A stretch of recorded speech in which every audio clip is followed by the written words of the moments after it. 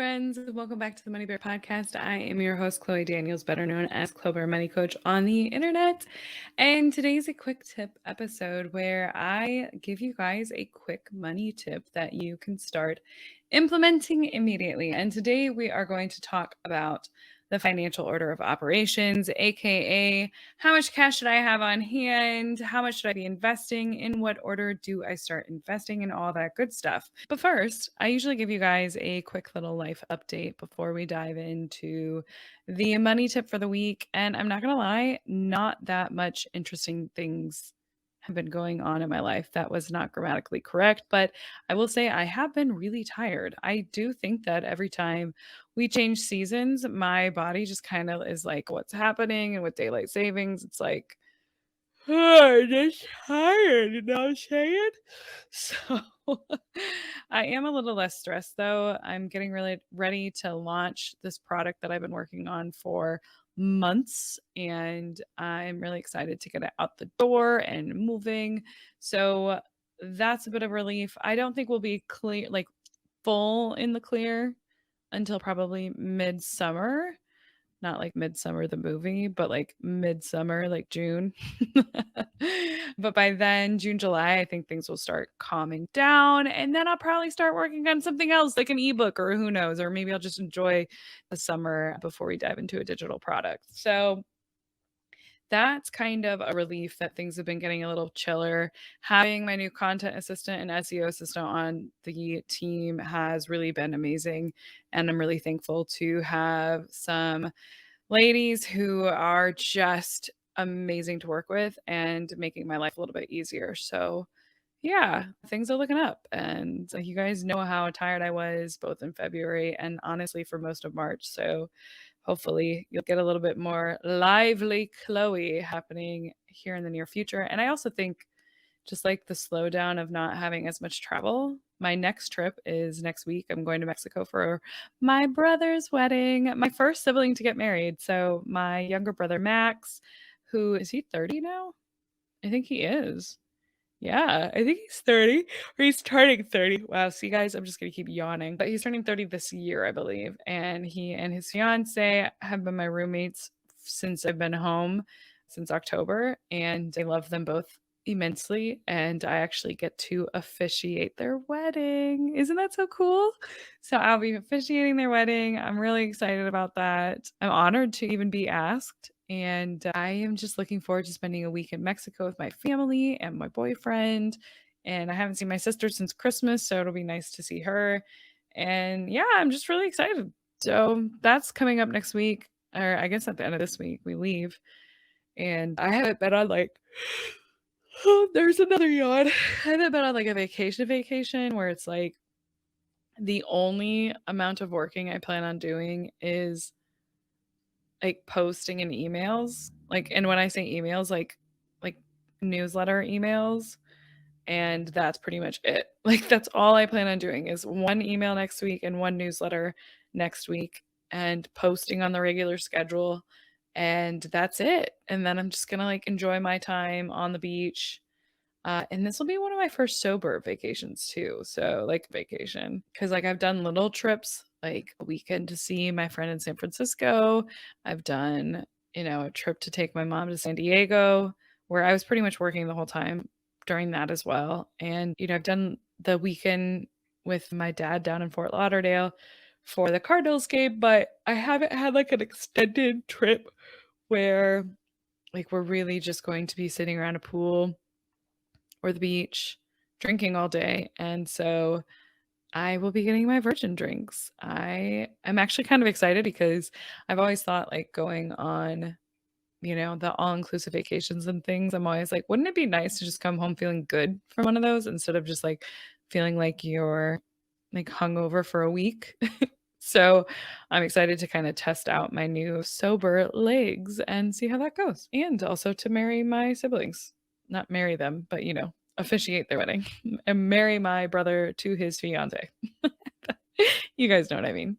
So, anyway, let's get to the quick tip. My quick tip this week is talking about the financial order of operations and really understanding what order makes the most sense for you? Should you be prioritizing maxing out your Roth IRA first, or should you prioritize maxing out your 401k first? And what I will say is this is general blanket advice. Everybody's situation is going to be different, but it's nice to have a little bit of a guideline to understand what you may want to consider and what you may want to look into. So we're going to kind of talk through that. Now, the very first thing we want to do when we are looking at our finances, so step number one on the financial order of operations, is we want to make sure we're getting any employer matches that are available to us. Now, when I'm talking about an employer match, I'm talking about like the 401k matching program or the 403b matching program that your employer offers you as an incentive for you contributing to your 401k. So they may say, we'll match 3% of your salary, dollar for dollar, as long as you're putting 3% of your salary into your 401k. They may do something like we'll match 50% up to 6% or something along those lines. But whatever the match is that they're giving to you, remember that is a 100% return on your investment or a 50% return on your investment, depending on how they're structured. You want to get that. There is no other time in life where we get a 100% return on our money that is guaranteed and risk free. So get that employer match. No ifs, ands, or buts. You want to be able to benefit from free money. So that's step number one. Step number two is I want you to have a 3 to 6 month emergency fund. Now, it does not mean that you should stop all investing in order to get that 3 to 6 month emergency fund, but this should be a higher priority. So let's say you have $300 a month to dedicate to your financial goals. Maybe through 200 of that goes to your emergency fund goal, and maybe 100 of it goes into investing. So it's kind of just shifting the numbers around based off of your priorities. But the reason I emphasize the emergency fund pretty much above everything else other than the employer match is that shit happens all the time, guys, all the time. And like, imagine the last time you were stressed about a flat tire or some medical expense or something that just you weren't really planning on. Wouldn't it be nice to not stress about that anymore? Wouldn't it be nice to know that if something happened to your car, you wouldn't have to go into credit card debt? Wouldn't it be nice to know that you're covered if you lost your job for 3 to 6 months, And the peace of mind it gives you, I just think is priceless. And it allows us to make better decisions. And it also makes us just a lot more confident knowing that we have emergency fund dollars saved.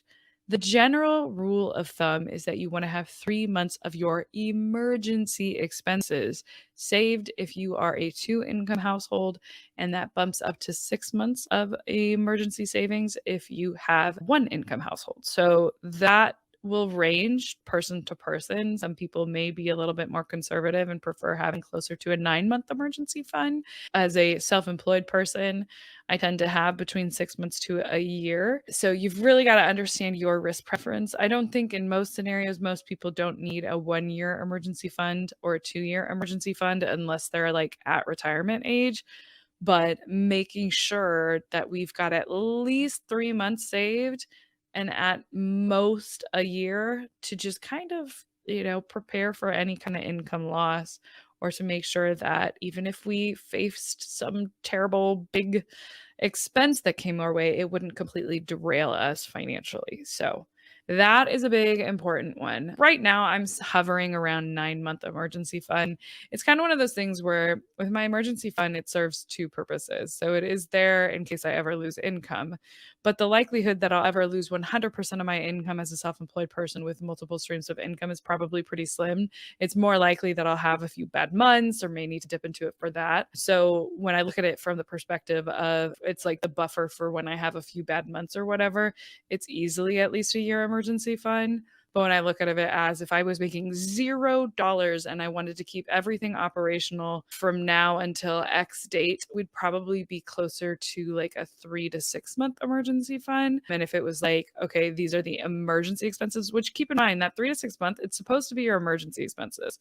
So if you weren't making $1, what would you actually be spending on? You probably wouldn't be spending buku bucks on clothing or eating out or things like that while you're cutting down to make sure you're safe in the interim where you're not bringing in an income. So that's why I'm like hesitant to say what my actual emergency fund is, just because like I've got over, let's see, my emergency fund right now is about $50,000. And then on top of that, I also have a separate savings for taxes. And then I also am saving for a down payment.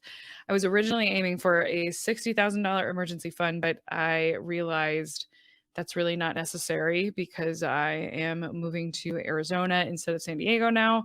And if anything were to happen, I could technically remove funds from the home deposit fund. And I just feel a little bit more comfortable investing some of that money in the market instead. So I feel comfortable with mine is at, but you've got to decide what are you comfortable with.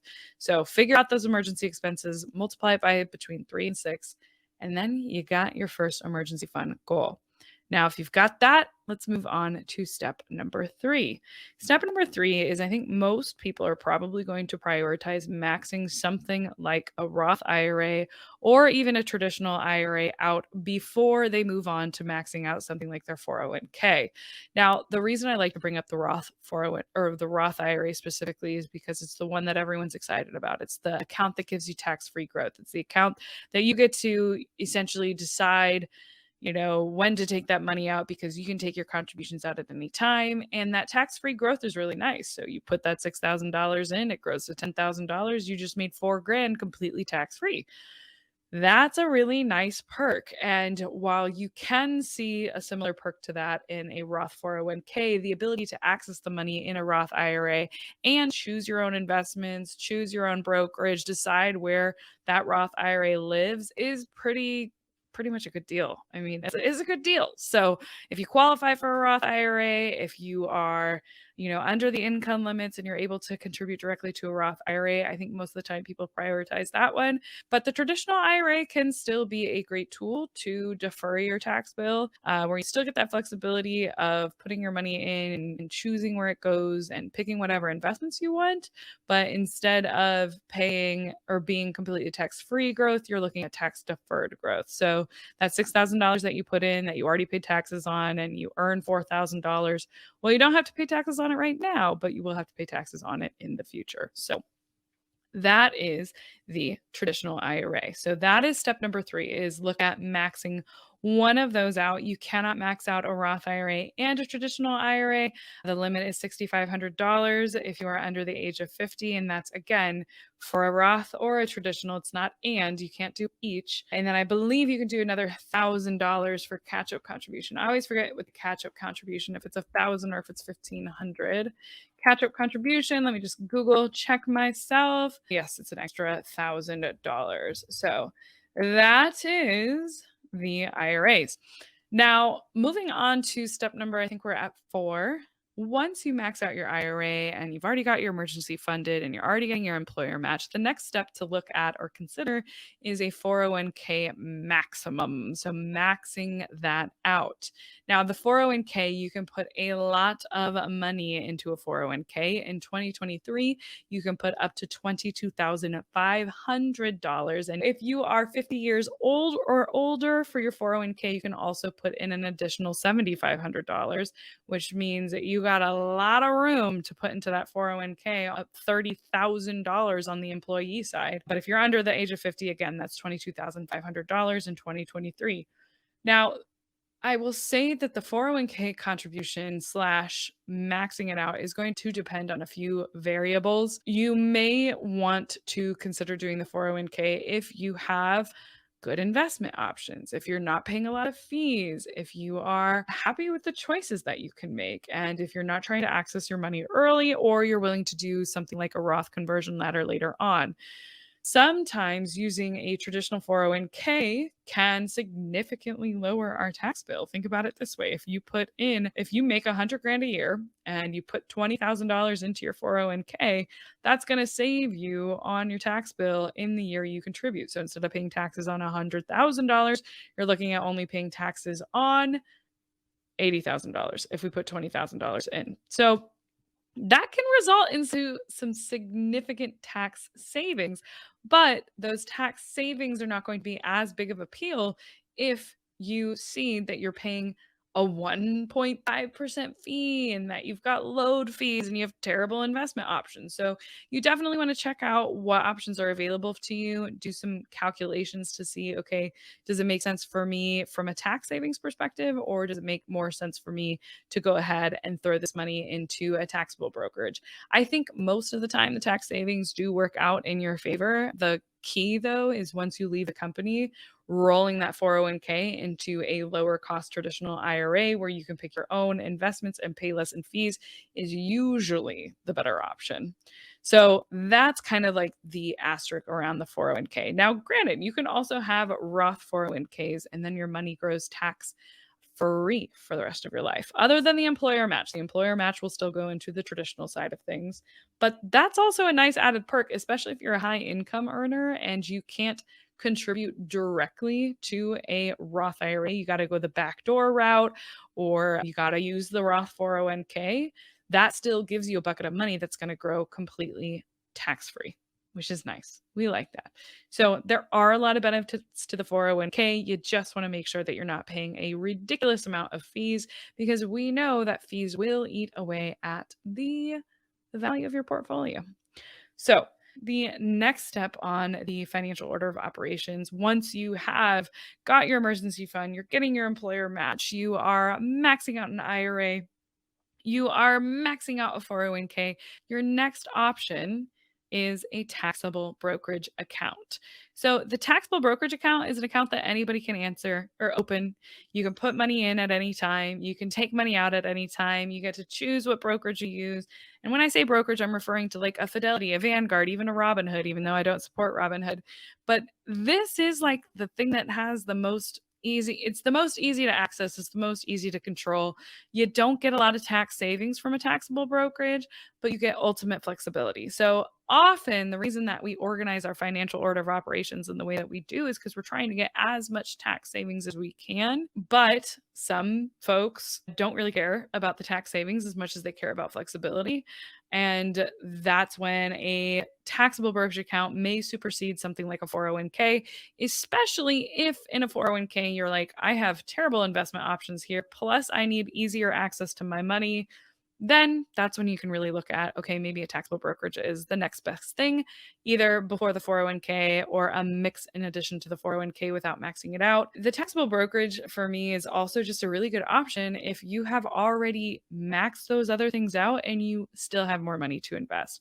Again, or I guess I haven't said this yet on this show, but that's a good problem to have.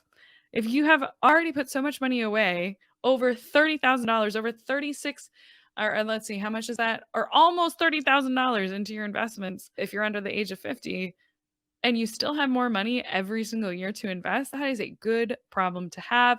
And that's where that taxable brokerage can come in handy. So it gives you that ultimate flexibility in order to invest as much as you want, in whatever you want, how often you want, and to take that money out at any time. So that's kind of the order in the nutshell. We did leave out some complicated things like an HSA. An HSA, the reason I don't always include it in a financial order of operations is because not everybody has access to an HSA and not everybody is willing to have a high deductible plan in order to access an HSA.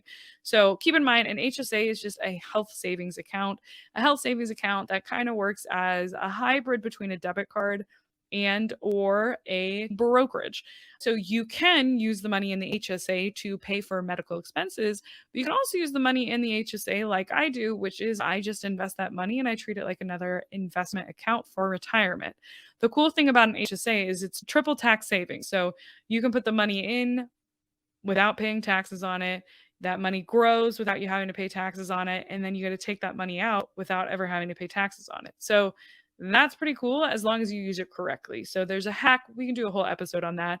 Sometimes, like if we're talking about putting it within the order of operations, I would put that at the same level as like a Roth IRA just because of the flexibility involved in an HSA because you get that triple tax savings. But again, it's that asterisk of you have to have a high deductible health plan that qualifies you for an HSA. So if you're not sure, you're like, I know I have a high deductible health plan, but I don't know if it qualifies me for an HSA or not, check, make sure before you go and open an HSA that it does actually qualify. Because I have a high deductible health plan, but it does not qualify for an HSA. I don't remember why. I think it's because the deductible is literally so high. But it's just, they never make it as simple as we would like it to be, right?